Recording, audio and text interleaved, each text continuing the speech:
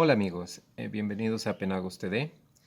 El día de hoy vamos a utilizar una perspectiva, un trazo que ya hice para ir aprendiendo a hacer en acuarela desde el cielo, los elementos arquitectónicos, los vegetales, el agua, el pasto, etc.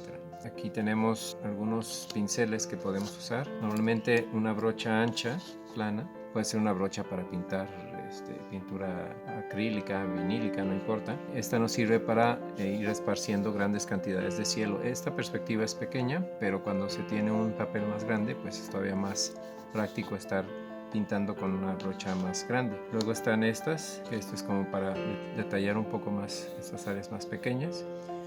Esta nos puede servir para cuestiones de angulares o incluso circulares, donde queramos quebrar el pincel. Y bueno, luego hay estas que son como de detalle, ¿no? En algunos elementos puede ser.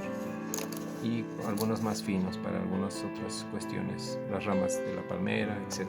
Vamos a empezar con el cielo. Siempre se empieza desde el fondo hacia el frente, de manera que el fondo pues realmente es el cielo. Entonces vamos a ir en ese último plano que es el cielo y vamos a empezar a pintarlo. Vamos a generar un color azul, puede ser azul sky blue o un azul muy clarito. Si no tienen azul clarito puede ser un azul cobalto o puede ser un ultramarino incluso, pero diluido con mucha agua. La ventaja de esta brocha es que yo puedo hacer el trazo que quiera, lo puedo trabajar, puedo ir encima de la palmera, puedo echarle más pigmento, ¿no?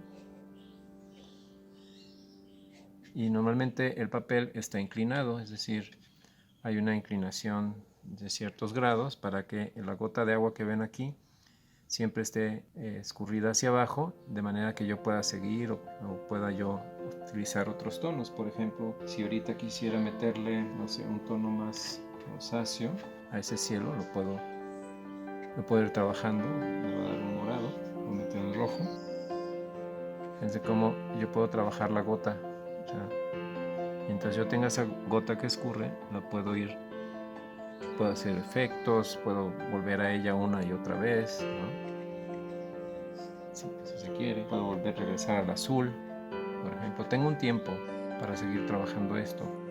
¿Cuánto? Pues mientras el papel esté brilloso, ese tiempo está perfecto.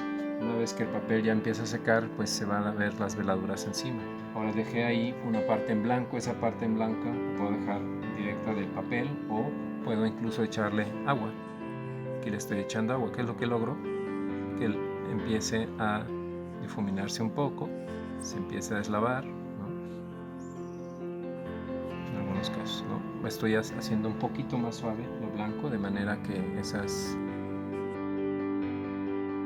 límites tan definidos se empiezan a perder un poco, ¿okay? Es lo que se va logrando con el agua. Y aún así puedo dejar algunos brillos todavía más. Una vez más, los tonos del cielo, pues lo que ustedes quieran, ¿verdad? Sí, después empezaríamos con los cerros. Muy bien, una vez que el papel ya se secó, empezamos con los cerros con un color azul más oscuro. Los cerros depende, puede ser un cerro que esté como más lejano, puede ser en tono azul o podría ser también algún tono de siena, ¿no? También.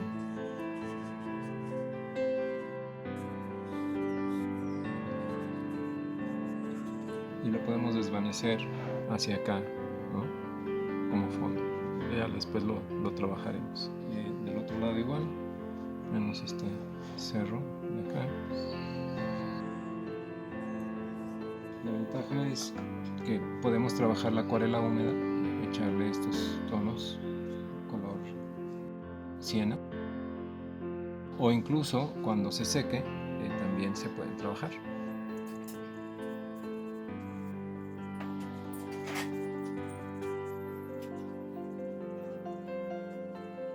Eso sería lo que respecta al fondo. Estaremos viendo lo que son los últimos planos, como es el cielo y como son los cerros en este caso.